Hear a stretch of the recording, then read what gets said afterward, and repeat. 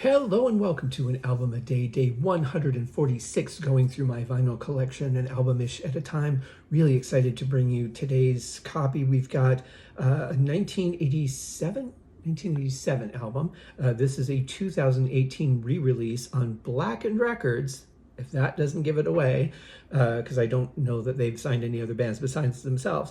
But this was a reissue. This series done exclusively through Walmart. I have all of them up to a certain point when I kind of just got less interested in the band, didn't really care for the kind of music that they were making as much, or maybe just got tired of the genre. I really don't know.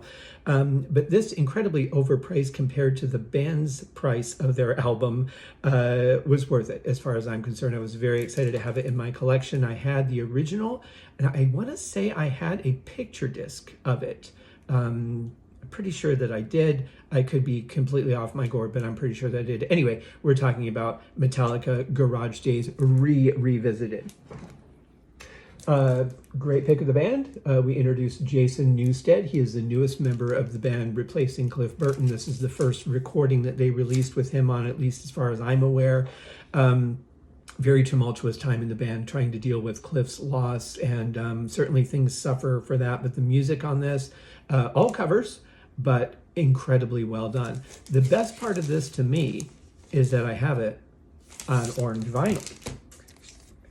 Very nice. Really, really love that. And it's just called orange. There's no like, sea of tranquility orange or any, brick orange or whatever weird title they could have assigned to it. Just straightforward orange.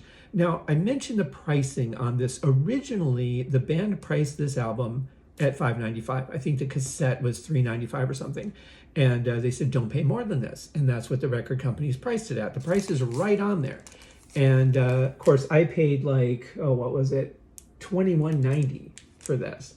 I suppose from a legal standpoint, and you'd have to ask a lawyer, but I suppose from a legal standpoint, if it has a price tag on it, that is the legal price of the album, whatever the lowest price tag on it is. Being that it's a promo sticker at $5.98, I don't really know whether you could or not, but I think an argument could be made. You go into a record store, you go, hey, it says do not pay more for this. I don't care that you have it tagged at $21.95. This says $5.93 or whatever, $5.98. So that is the current price of the album, whatever the lowest marked price is. So I would imagine you could probably argue any record store with that and have some kind of legal basis. Lawyers, if you are watching and you have an opinion, please let me know. I'd be very curious what you think. But anyway, there's a couple things with this. Obviously, that's not how the sticker sits. That was on the outside of the saran wrap, so I kept that. But also, these versions, and these are 180 gram remastered versions, came with a download card. So you could download a digital copy of the album that you just paid for, which is really cool. I tend to think that all vinyl albums should come with that now. I think that's really cool because, for one, I don't know, it's just me, but like when I do an album for a podcast, it's a new release, I have to get the digital download because the album won't be there in time. So I paid for the album, now I got to buy the digital download. I don't know. I feel like when they order it on release day, they could send you the code because you're not going to have the album on release day. That would be the way to do things. That's what I think anyway. Anyway, killer album cover, weird lens. I don't think that's quite a fisheye. If it is, it's a really mild one, but there's something really weird about the way it's framed. And on the back, we got some shots of the band over the course of time. I don't know if that was just like leading up to obviously this release because they're in the studio here recording some stuff. Really tough time for the band. So I kind of felt sorry for Jason and what he was going through, just dealing with like pranks and being accepted but not being accepted because they wanted the band to carry on, but they weren't really ready to let go of Cliff's memory and the fact that he wasn't there recording with them anymore. They'd come off a Ride to Lightning. They were on an incredibly successful tour, so I get it. But still feel kind of bad for Jason. Slightly generic sleeve, black instead of white. But what's really cool, again, always, is the music. And I really dig this. I remember when this came out, I was so excited because I thought it was a great collection of tracks I had never heard before.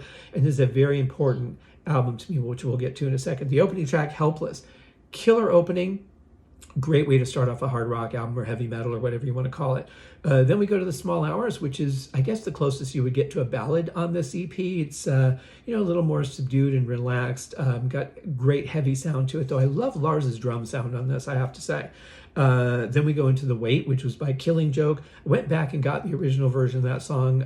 I like Killing Joke's version, but I love this version. James's vocal on it, the drums, everything is just fantastic on it. Crash Course in Brain Surgery starts out with a killer bass intro. That's a great thing that I try to practice, and I'm getting there. I don't know that I'll ever be able to perform it as good as Jason does, but it's getting better. But it's a great warm-up exercise. And then my favorite tracks, and this is why this album is particularly important to me, Last Caress and Green Hell. These are the two songs that brought me to the Misfits, and it was this version that got me there. So very, very important. Really good stuff. Check it out. Their version of Last Caress is a bit heavier. I was actually kind of surprised how bluesy the Misfits version was when I heard it. I was not expecting that. It's Glenn singing his best Elvis, I would say, in a horror movie. But it's really good stuff. I do like the Misfits version. I really like their version of Green Hell, but there's just something especially magical about what Metallica did here. I think even if I heard the Misfits first, I tend to think I would like Metallica's better, although typically I find whatever I hear first is the one that kind of becomes like, okay, this is the defined version of the song. Everything else is secondary. But Metallica's versions are so damn good. Anyway, yeah, Metallica Garage Days revisited. I believe it's called, and I could be wrong, that the original Garage Days was the Creeping Death EP, and then this is revisiting Garage Days instead of just revisiting Garage Days, which is what Creeping Death would have been, another cover EP.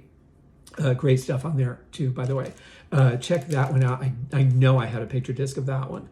But anyway, Metallica, Garage Days revisited. Check it out, guys. Don't pay more than it says to pay if you feel like arguing. Looking forward to getting your thoughts on that. You guys have a great day. We'll see you tomorrow. Cheers.